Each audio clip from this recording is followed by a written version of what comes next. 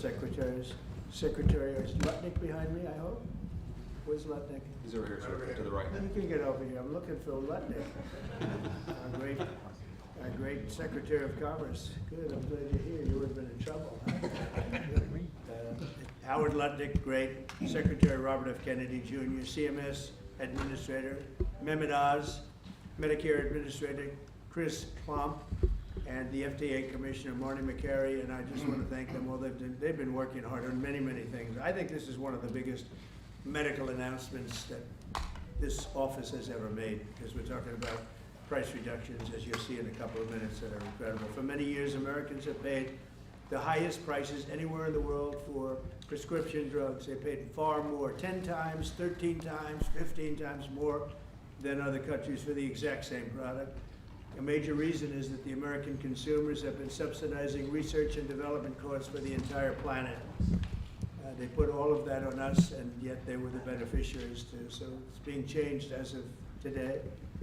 The United States had just 4% of the world's population and consumers, only 13% of all prescription drugs, yet pharmaceutical companies make 75% of their profits from the United States. So think of that. We have 4% of the market, 13% of prescription drugs, and yet, Albert, I didn't know you were that violent.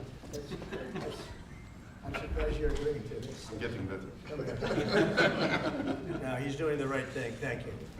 And yet they make 75% of their profits from the American customers, so it's something. That's why I signed an executive order combating this practice, and we signed it very happily a little while ago. Today, Pfizer is committing, as will other drug companies as we go through the weeks, but Pfizer is truly one of the biggest in the world and one of the greatest in the world. Today, Pfizer is committing to offer all of their prescription medications to Medicaid, and it will be at the most favored nation's prices. It's going to have a huge impact on bringing Medicaid costs down like nothing else. I told you that in my first term, I was so proud of the fact that for the first time in 28 years, drug prices came down. And I had a news conference that I explained it was 1/10 of 1%, but it was down. And here we're talking about, in one case, over 1,000%. This is a critical step forward to our work and to improve health care, and hardworking, low-income Americans, especially low-income Americans, will be helped so greatly. In addition, Pfizer is agreeing to provide some of their most popular current medications to all consumers at heavily discounted prices of anywhere between 50 and even 100%, and that's off the price. And in some cases, even more than that. These drugs will be available for direct purchase online at a website operated by the federal government. We're also announcing that moving forward, all new medications introduced by Pfizer to the American market will be sold at the reduced most favored nation costs. So we'll be paying essentially what other countries are paying, who have been much lower for many, many years. Furthermore, Pfizer will invest $70 billion to reshore domestic manufacturing facilities. In other words, they're going to bring a lot of their facilities to make their drugs and make what they make, their product. They're going to make it in the United States. I appreciate that $70 billion investment and fund research and development right here in America. We're working with other major pharmaceutical companies to secure similar agreements. Everyone understands that the status quo where Americans pay more for drugs, prescription drugs, and they pay more than foreign countries who take advantage of us in many other ways, although not so many anymore. I think we've pretty well got that stopped, right? I think so. We've stopped that, but they took advantage of a lot of other presidents, that I can tell you. But we're making this pay to be very unacceptable, what they've done in the past. That's why my administration has also taken historic action to investigate the unfair and discriminatory trade practices of other countries that extort our pharmaceutical makers to shift costs onto the American consumer. They say, no, give us a price, a very low price, and just charge the American consumer, charge it to the U.S. The United States is done subsidizing the health care of the rest of the world. It's a big thing. I can't tell you how big this is. And I was all set to go on the first term, but then you had the COVID, and we had to focus on that. But I said, I want to get back here, because this is, you're talking about 14, 15, 1,600% reductions in some cases. But by taking this bold step, we're ending the era of global price gouging at the expense of American families, and we're making America healthy again, which is our little theme for the people behind me. And I want to just ask Secretary Kennedy to come up, and we'll start, and we'll go through it with Oz and Klomp and Bourla and McCary, and we'll go through it, and if you have any questions. But this is a really big announcement. This is something that most people said was not doable. And other countries are going along because we told them that if you don't go along, they didn't have to go along, but if they didn't go along, we were going to put extra tariffs on those countries, and we were going to charge them the amount of money that they should be paying for the reduction in costs. So I think we had a pretty good negotiating position. So Bobby, I'd like you to speak about this, and what a great job, and thank you very much.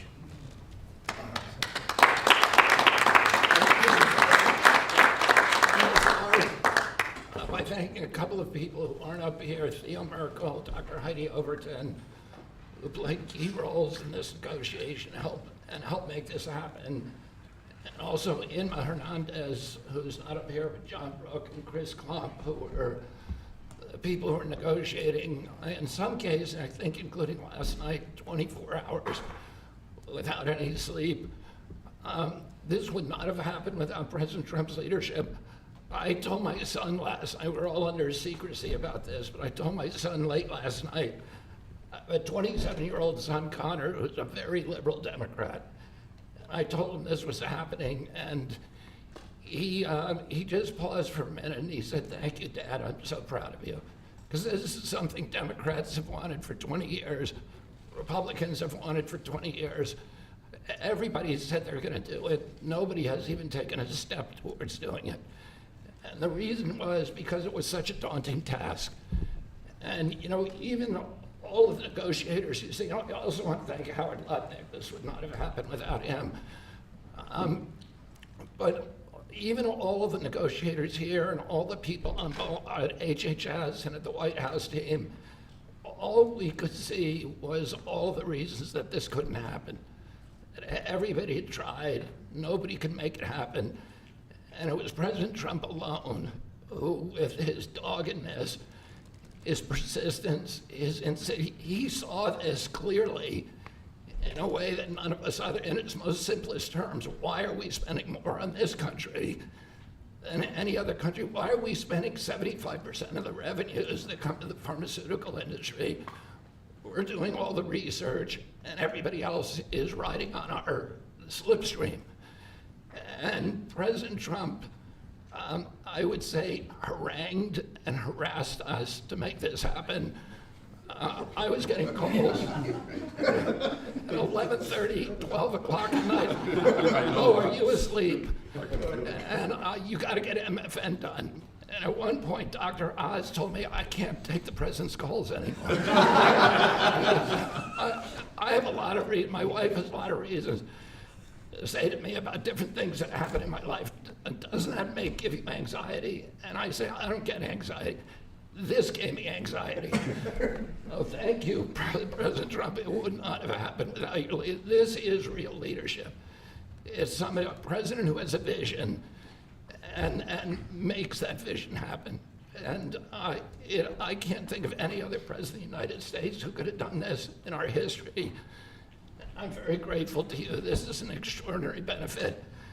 The American people, thank you for your vision, President Trump, your bold action, your unwavering commitment to health and well-being of the American people.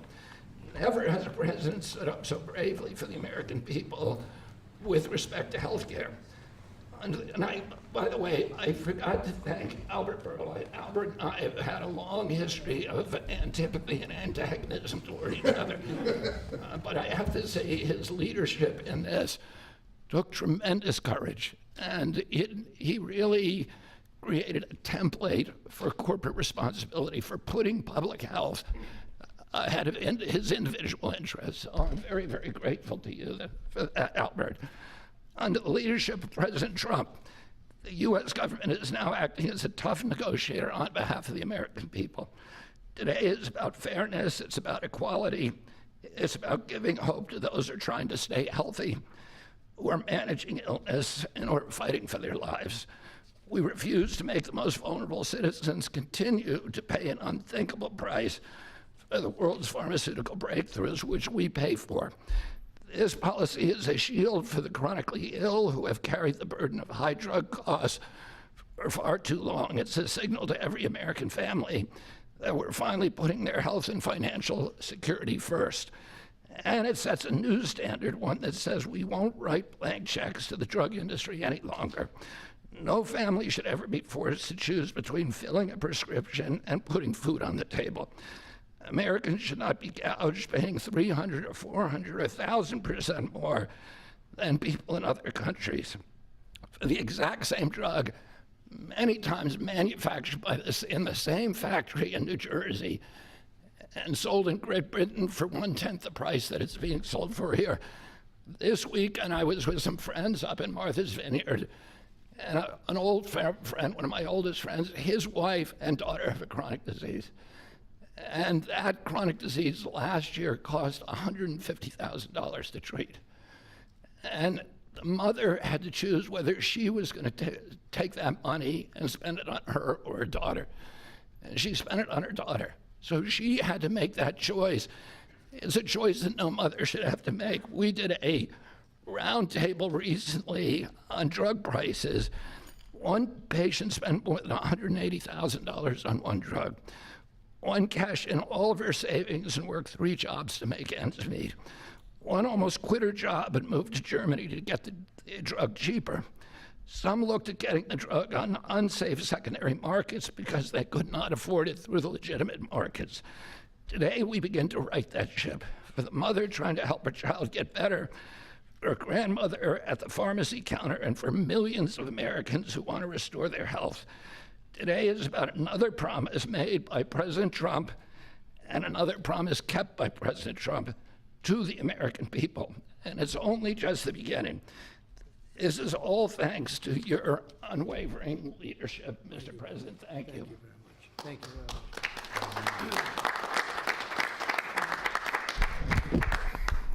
There is a fine line between vision and hallucination. People have to follow you for it to be a vision. And President Trump, you made a lot of people following you on an idea that most people thought was not possible, even remotely.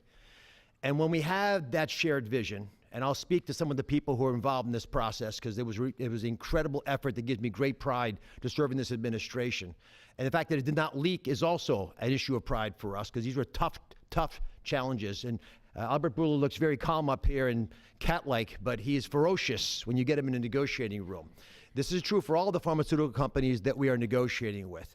And Secretary Kennedy, my son Oliver, who I told about this deal as I was walking over here, is a Republican.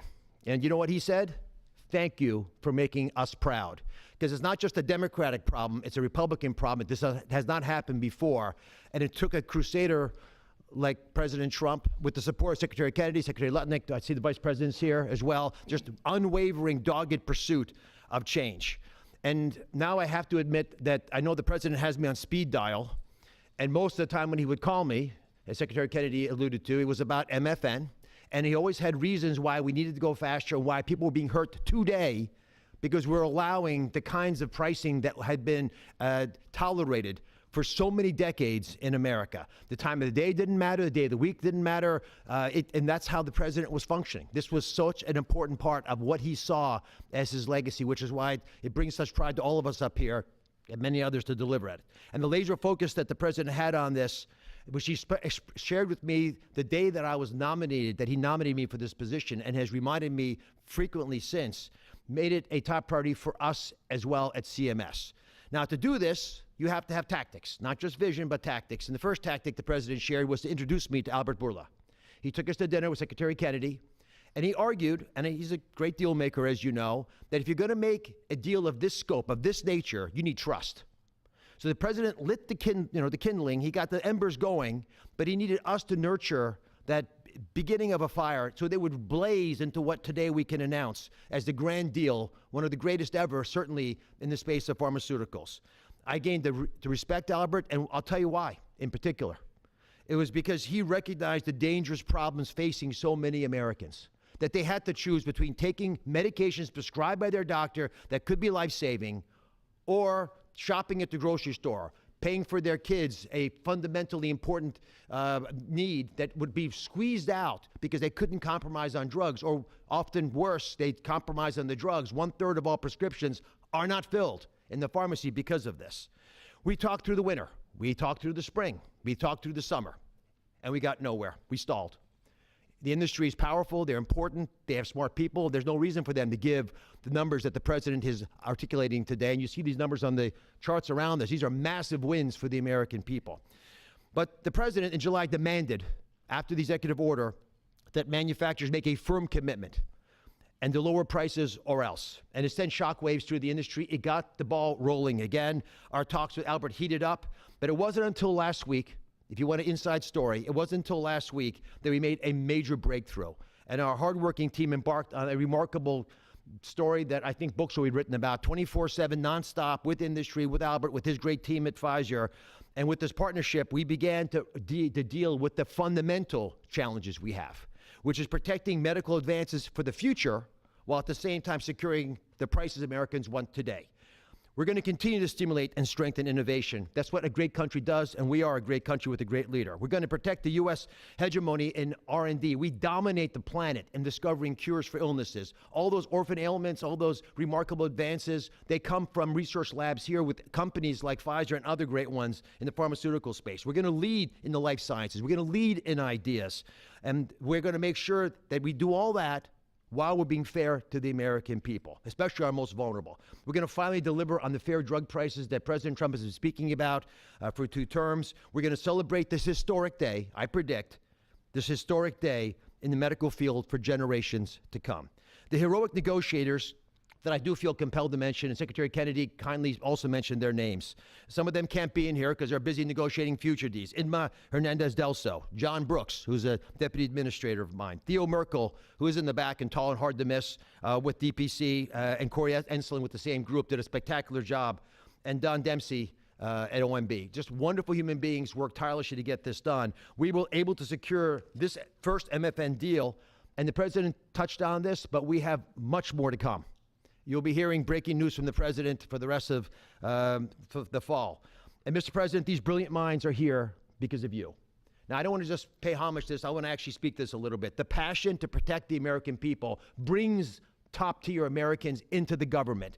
We've created a powerful administration with the president's leadership, an administration of winners, of people who get things done. They see the generational opportunity to fix the biggest problems our nation faces. And the person who led this negotiation, Chris Klump, embodies this seal. Now, Chris Klump came to visit Secretary Kennedy and I the very first day we were looking for staff to try to bring in the government. And neither of us really had an idea of how challenging this might be. And he came to the interview, and we knew that he had built a business that was worth several $100 million. And the secretary, very poker-faced as he tends to be, looked at him and said, "Are you willing to give it all up and move your family to Washington?" A young family, 4 young children, beautiful wife. "Are you willing to come across the country and serve our nation, serve this president to ensure vital programs like Medicare, which he runs, will keep our seniors healthy for years to come?" He gave it all up, like so many have in this administration, passionate to follow the president's lead and serve under Secretary Kennedy. And for those of you at home who are watching, and I hope there are quite a few, I think this shows just how cool a place it is to work, is in this government. And I take great pride in handing the ball to Chris. Chris, tell the American people what they have won thanks to your passionate ability to deliver on President Trump's promise. Thanks very much.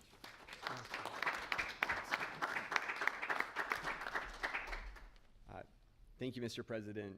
You have enabled something that as recently as last night, nearly everyone has said was impossible.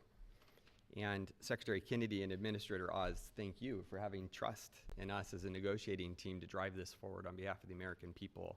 It is an absolute honor and privilege. And Mr. Borla, to you and to the team at Pfizer, you have taken a step that I think few appreciate, requires a level of courage to change something that for decades administrations have tried.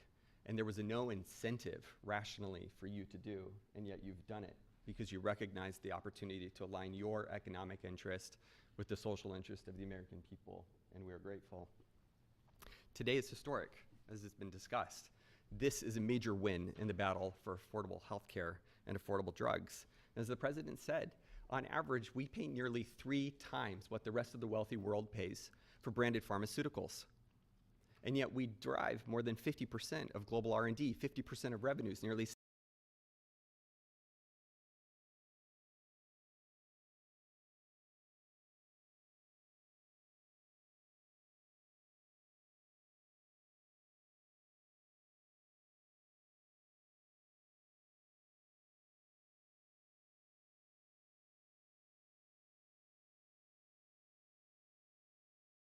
deal was rooted in the principle of fairness. Now, the president could have directed us to go to the poorest country on the planet and find the cheapest price for every single drug and bring that back to the United States and use the might of the government to insist that that's the price we pay. And that might have worked, actually, for just a little bit.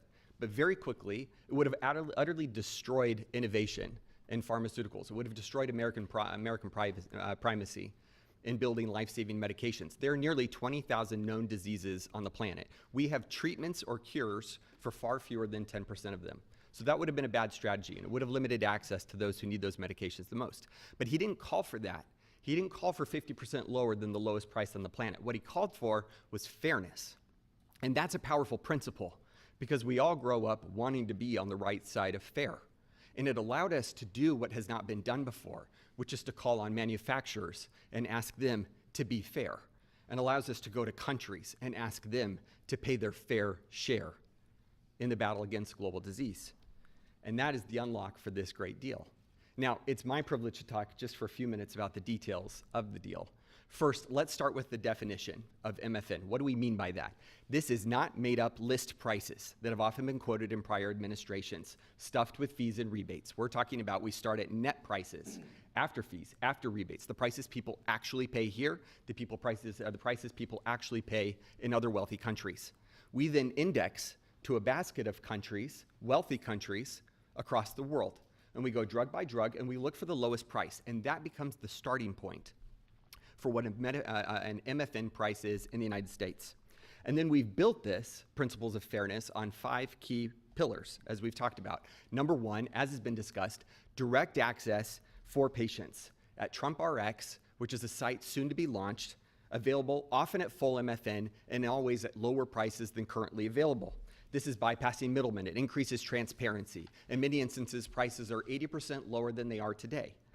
No more Canadian detours to purchase drugs more inexpensively at our neighbor. You do it from home, you do it a click. This is American ingenuity outsmarting the system. Number 2, the president was very clear to us and directed us to ensure that we secured the lowest prices for the most vulnerable Americans, those who are served by Medicaid. So we focused there first. So Pfizer will be putting virtually all of its portfolio of drugs at MFN prices available to Medicaid in the near future. This safeguards the program. This ensures that this program lives as a lifeline without undue burden on the taxpayer for those who need it most, for our vulnerable Americans whom we are charged morally to care for. The third principle is about future-proofing fairness. This is the idea that Pfizer has committed, as are other manufacturers, that they will not launch a new drug for commercial, Medicare, Medicaid, or cash pay markets at a price that is higher than the other wealthy world. Now, they are free to price their drugs wherever they want. These are not price caps. These are not price controls. They can price however they'd like. We're simply asking them, and they are committing not to undercut us in other countries. This is an essential principle. This allows us to retrain other countries to appropriately value innovation for their citizens, to appropriately understand what fair share means, to contribute global R&D. This allows us not to compromise access for those who need it most. And this is a powerful commitment. The fourth principle is around shared savings. As our commerce colleagues and as our U.S. trade representative colleagues succeed in encouraging other countries to pay more for existing medications, a portion of that will go to fund additional R&D. And a portion of that will repatriate back to the United States to offset prices, lower prices further for Americans on those existing drugs. And the fifth principle, as discussed, with hats off to Secretary Lutnick and Ambassador Jameson Greer from U.S. Trade, is about Pfizer committing to onshore 100% of the value of all imports that it currently imports to the United States, thus ensuring that we seal our great American resurgence. If you're watching this right now and you have been looking for evidence that this is a president who knows and cares about you, who is fighting for you, who is fighting for every American, this is Exhibit A. This is not an empty promise. It's not platitudes. It's not lacking a plan. These are hard contracts with teeth, lowering prices now that we will all feel. These are the most significant, historical, substantive, mathematically quantified price reductions in the history of our country and modern-day pharmaceuticals. I cannot thank you enough for your leadership in enabling this to happen. It is an absolute pleasure. The president has showed us that the impossible can be achieved, and that is what's happened today. God bless America. With that in mind, it is my absolute pleasure to introduce Albert Bourla, CEO of Pfizer.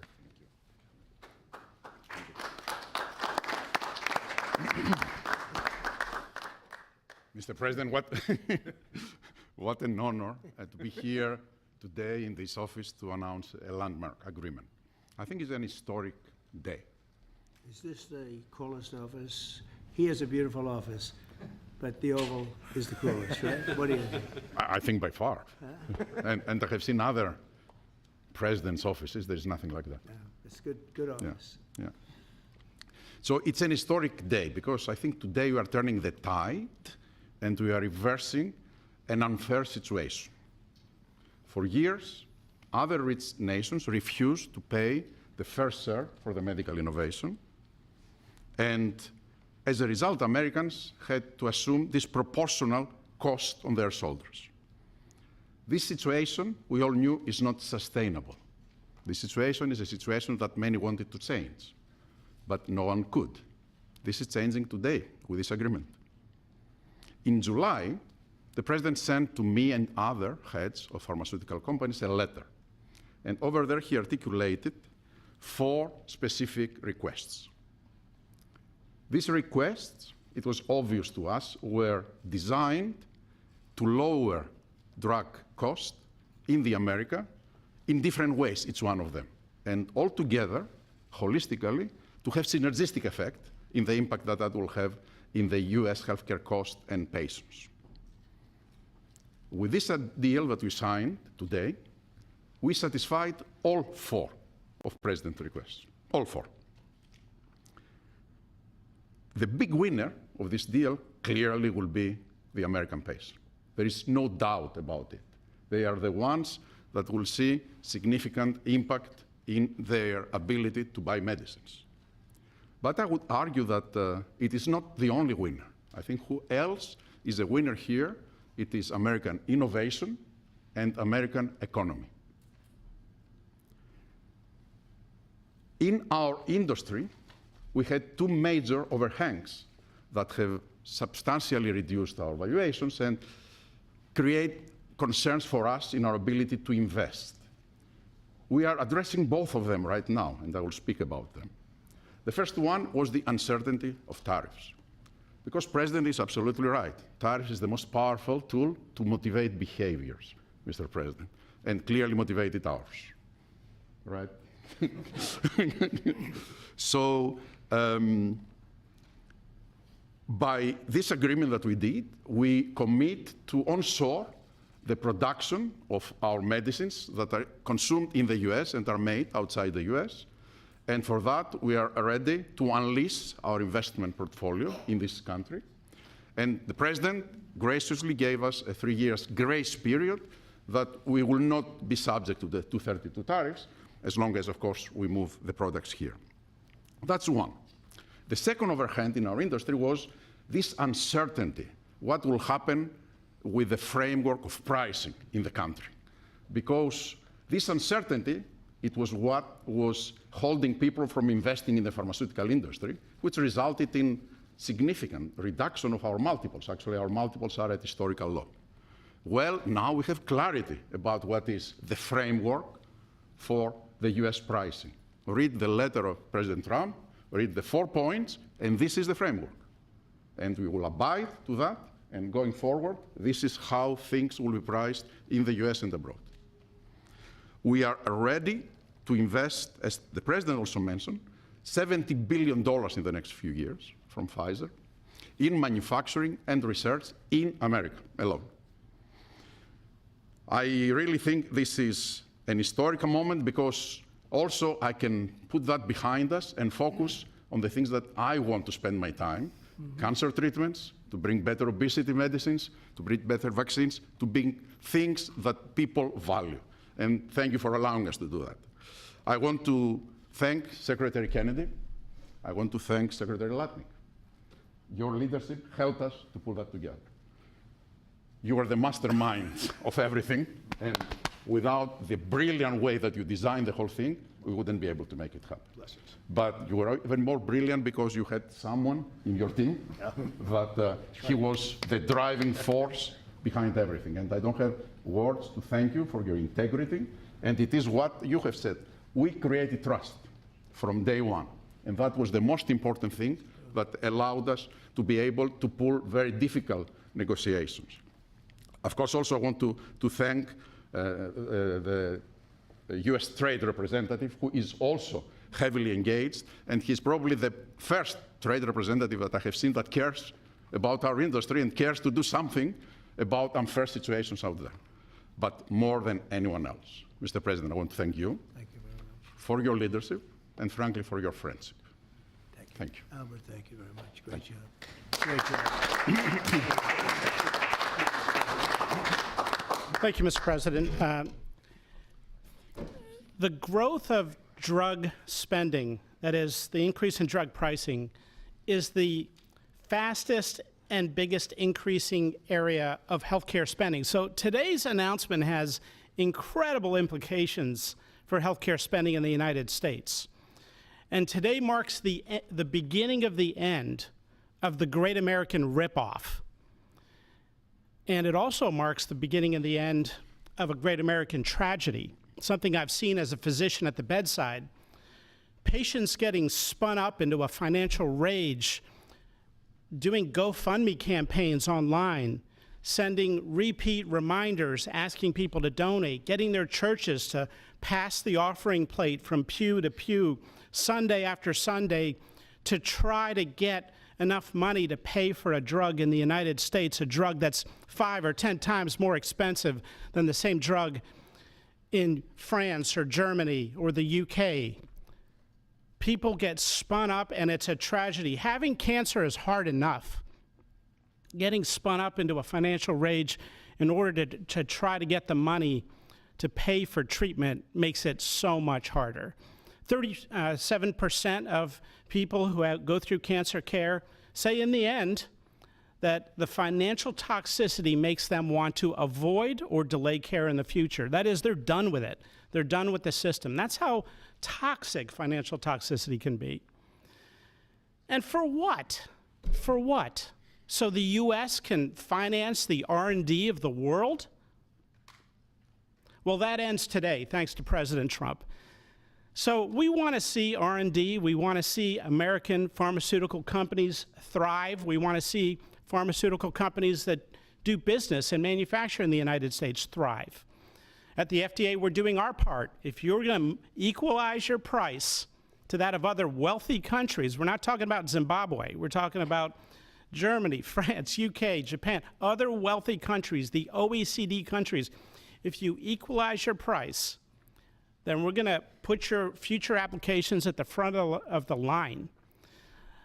A voucher to get a review in weeks has a market street value of about $500 million because every day is money when it comes to getting a drug approved.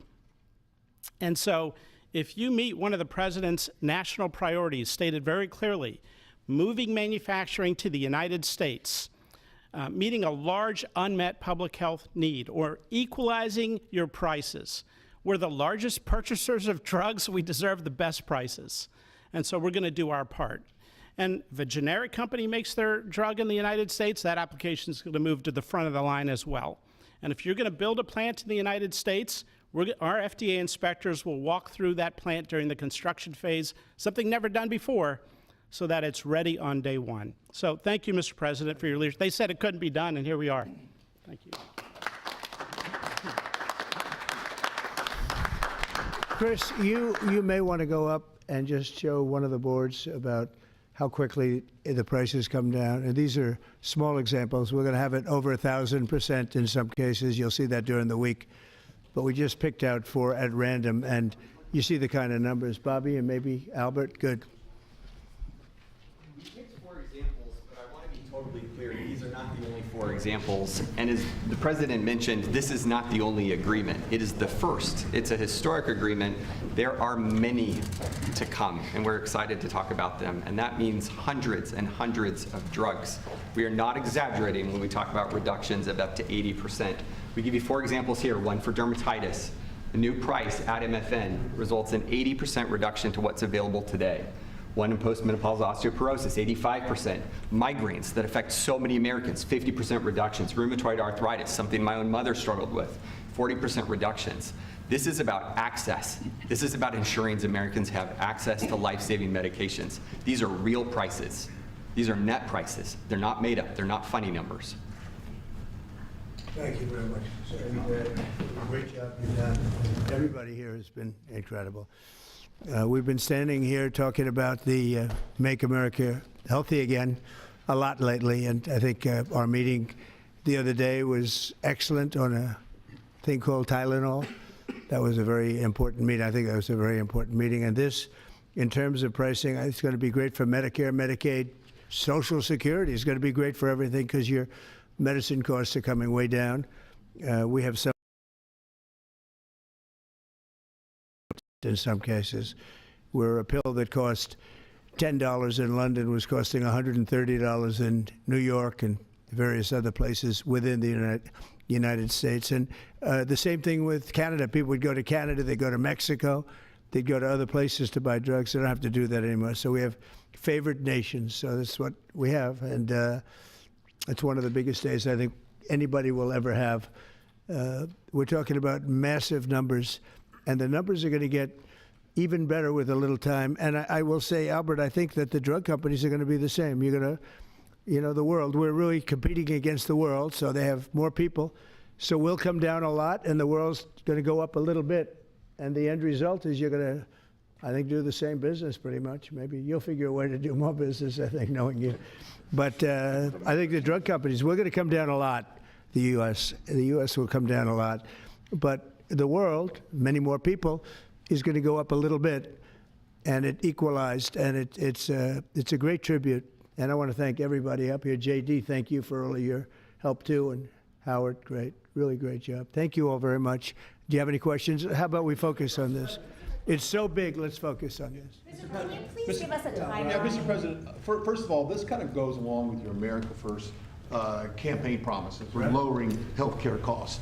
On a day that it seems like we're going into a government shutdown led by Democrats on the premise of providing health benefits to illegals, this seems to, your move here is a stark contrast to that. Could the same principles that you did today apply to health insurance, to maybe lower the cost of health insurance? Many Americans are kind of struggling with that. We're working on just that, little different group, but we're working on just that. It could, I don't know to this extent. You know, we have a pill, one pill in particular we're going to show you next week.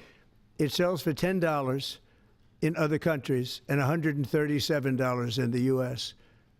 And that's coming down now to probably $15 or $18.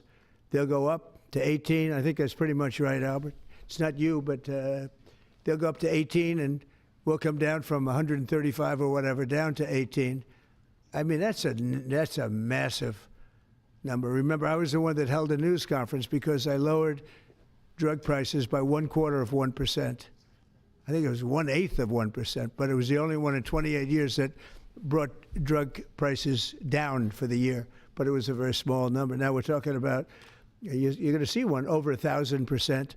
Look at these numbers. So, and this has a big impact, even on the discussion that we'll have with Chuck Schumer, who was here yesterday, along with a very nice gentleman who I didn't really know. You know who I'm talking about. The two of them came, and we had a good discussion, and we're going to see what happens. We're going to see what happens. But this has a huge impact on that because these numbers are going to bring Medicaid. We talk about Obamacare. Obamacare is a failure. Obamacare is not good. It's not. It's there, but relative to other healthcare programs, it's in the lower 20%. It's not good. And I asked the Democrat representatives, what do you think about coming up with a better healthcare? This actually allows you to do that because the cost of prescription medicine is a big, I guess, a very big, more than 50% the cost of what we're talking about. So we might be able to do something like that. This is one of the biggest news conference from a medical standpoint that I think has ever been had by any administration. Yeah, please. Thank you. I'm curious, where are the other companies other than Pfizer? Are you expecting them to come on later? They're all with us. And I was honored to have Albert be the first. He's done a fantastic job with, as you know, with the COVID. He did a fantastic job with a lot of things. He's a leader, and Pfizer is right at the top. You know, it's there. Eli Lilly has been fantastic also, your friend, my friend. And they're all coming in over the next week. We're making deals with all of them. And I said, if we don't make a deal, then we're going to tariff them an extra 5, 6, 7, 8%, whatever the difference is, and we'll take it that way. So we took away the advantage by the fact that we have tariffs. We took away the advantage that they would have of just saying no, and we couldn't do anything about it. If they do that, what we do is we'd put a tariff on them of an equivalent amount, and we take it that way. And nobody wants to play that game. So they're going to be, they're all going to be good. We didn't have to mention that to Albert. Well, maybe I whispered it to him very slightly, you know. We had to give ourselves a little bit of an advantage. But no, but the tariffs played a big role because they know that's what's going to happen. You mentioned the tariff, the exemption of the 232s, but can you share a timeline for when we can expect the results of that 232 investigation? Let Howard answer that question, please. Sure. So while we're negotiating with these companies, we're going to let them play out and finish these negotiations because they are the most important thing to the American people. So we are standing by, helping and working with them, but the driver of the 232 outcomes is our HHS team because, I mean, look what they've accomplished today. So we are on their side helping them, but that is the model that's going to drive. And you have to understand, Albert's spending $70 billion that he wouldn't be spending because of the tariffs, let's say, and other reasons. I think he liked the winner of November 5th, in all fairness, but because of the tariffs. And that wouldn't happen. He's not going to pay any tariffs because when he moves here, there are no tariffs. So he won't be paying tariffs. That's the beauty of it. If you move here, there are no tariffs. And we have over $17 trillion, Albert. You believe these numbers? So Biden had less than $1 trillion for 4 years. We have over $17 trillion for essentially 8 months. Pretty amazing. When will prices come down, Mr. President? When can Immediately. America? They're going to start coming down. Drug prices? Well, they'll be starting immediately. Yeah. President, can you speak to what impact you think this reduction in drug prices will have on midterms coming up? I think it's going to have a huge. I said, if we can pull this off before midterms, I've wanted to do it from the beginning, from my first day in first term. And we were doing so well. We had the greatest economy we've ever had. Everything was good. And then we're ready to do this, which is complex and big. It's a big change. But what happened is COVID came, and we focused on COVID. We focused on COVID very hard with Albert, with the other companies, with everybody. Regeneron was a great thing. You know, we did a lot of therapeutics that were fantastic. And so we focused on that. And I said, if I pull this off again, the first thing I'm going to do, and you know, we've been working on this for 8 months. It's a very big deal. This is a big shock to the system. But it's not as much as I said. They're going to go up. The world is going to go up a little bit. We're going to come down a lot. But now it's fair. We're going to be paying the same thing. Yeah. President Trump, in your first term,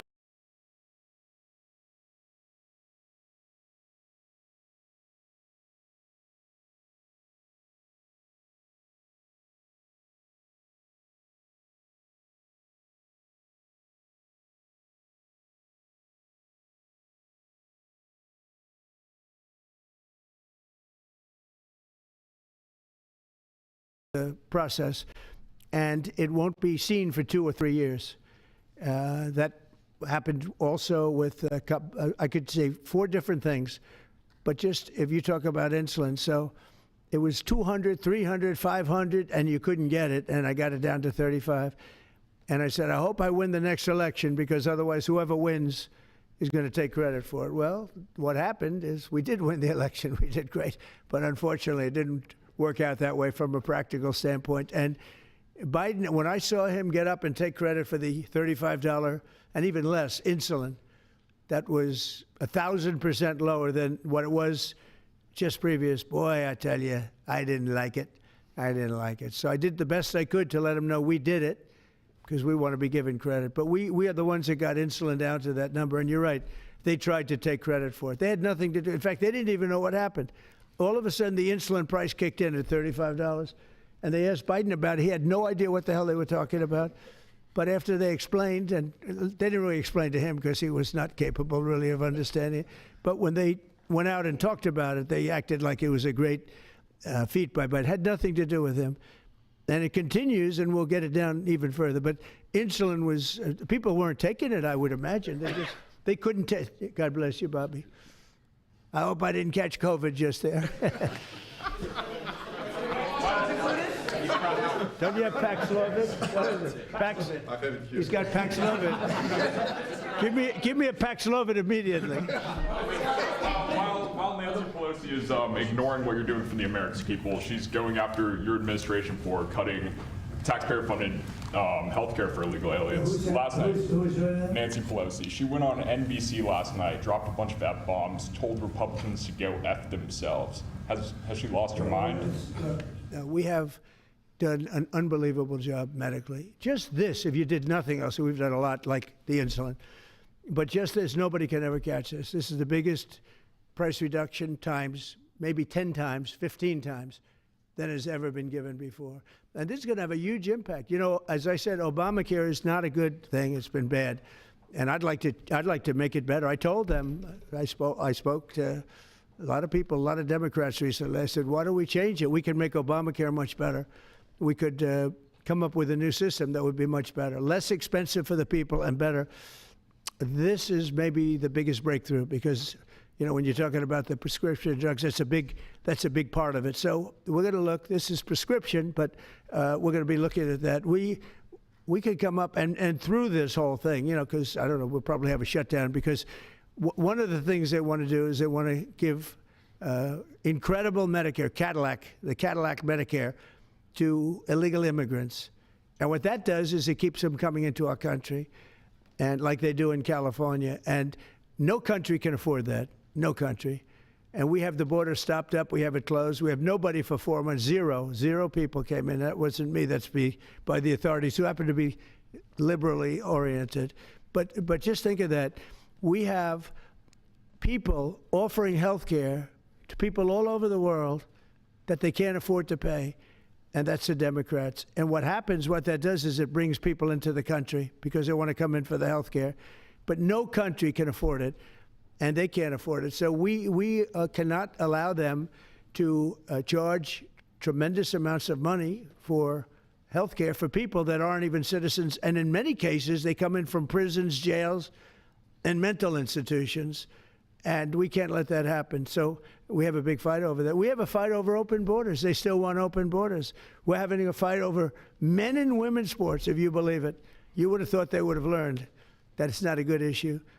And we have a fight in transgender, as you know, transgender for everybody. And that, when you talk medically, that's a lot of money too. That's a lot.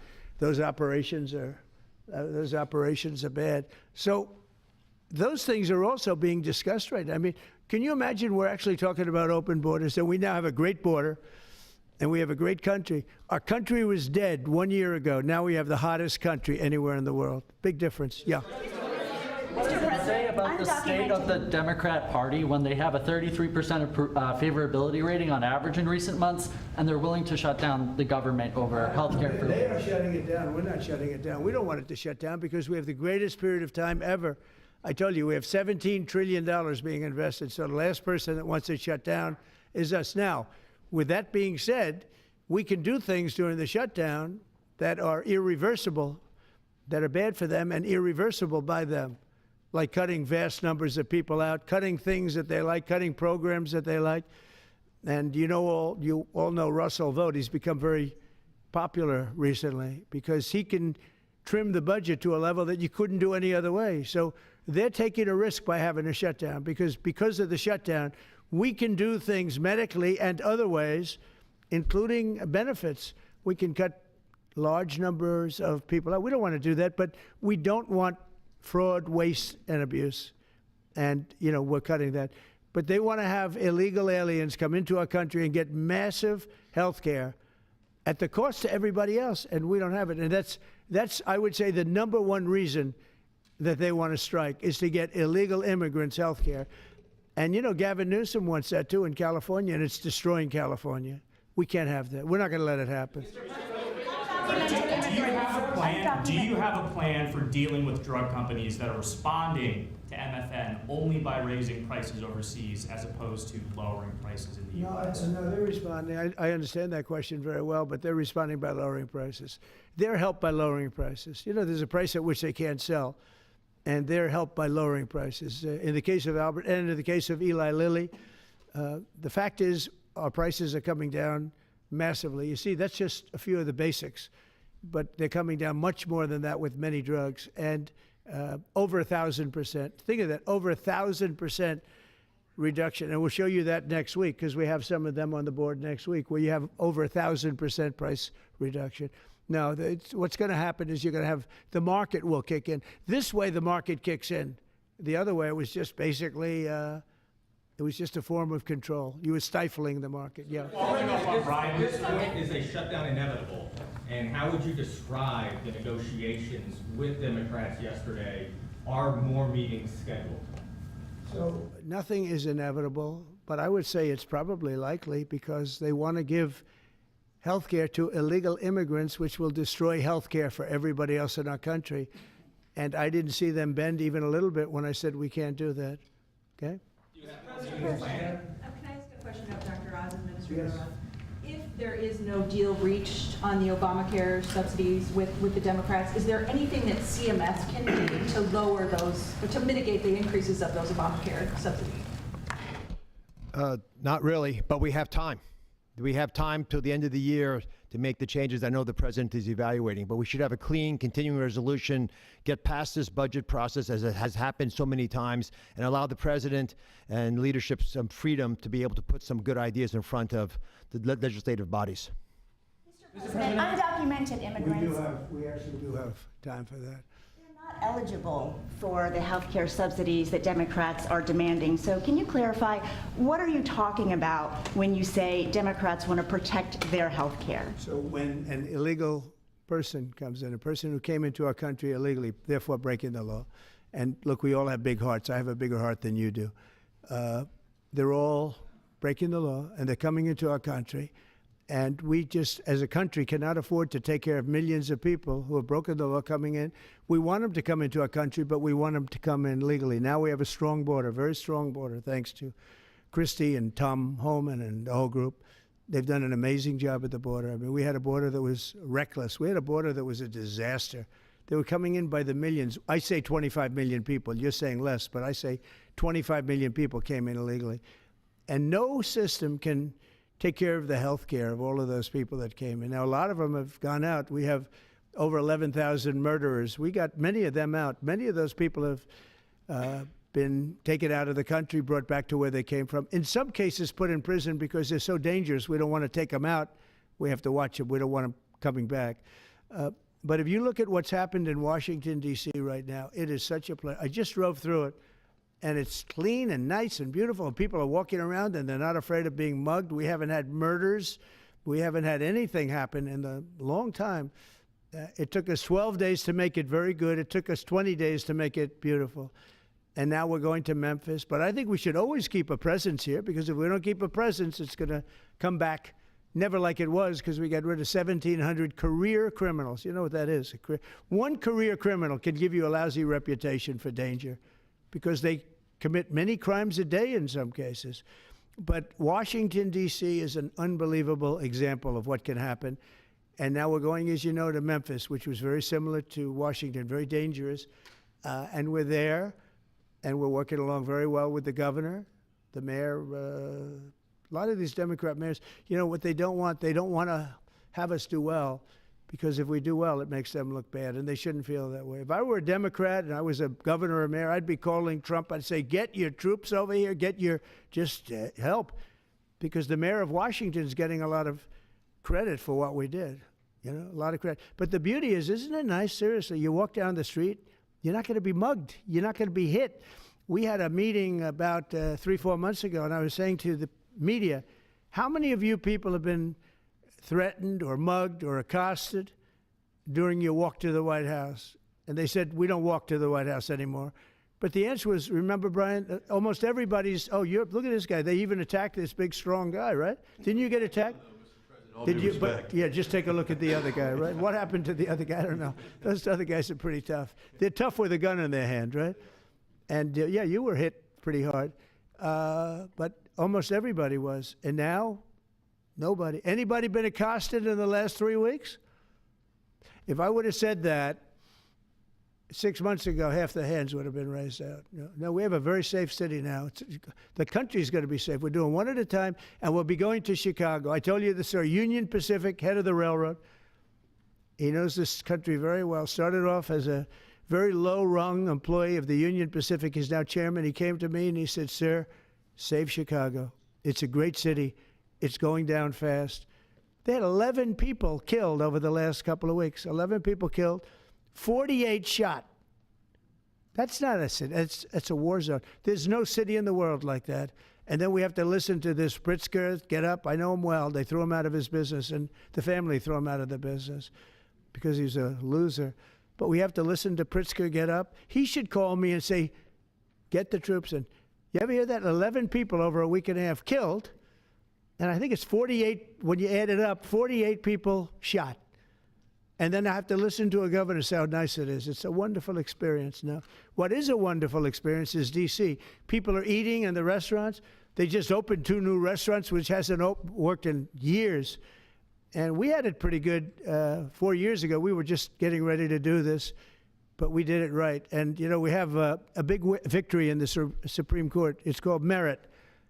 And so that includes the military. Our soldiers, did you see what they look like? These guys, they look like serious soldiers. They weren't playing games. And they went in there and they did a fantastic job. And Washington, D.C. is now a beautiful, safe city.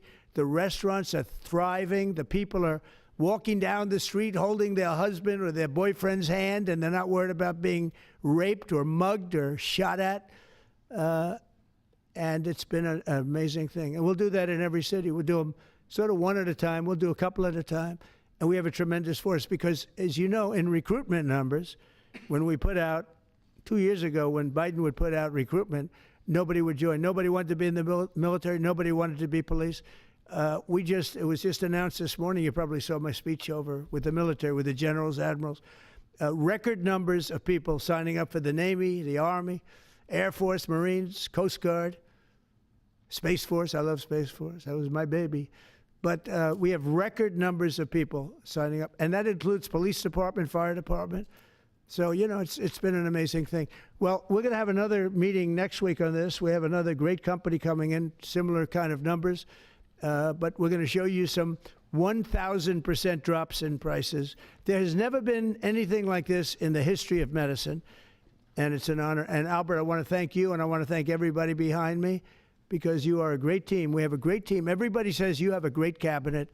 It's a great team. So thank you, Bobby. Thank you very much. Thank you, everybody. What's the company next week? Let's go. We have an update on IVF coverage, sir. Thank you, Brad. Weight loss drugs? Thank you, Brad.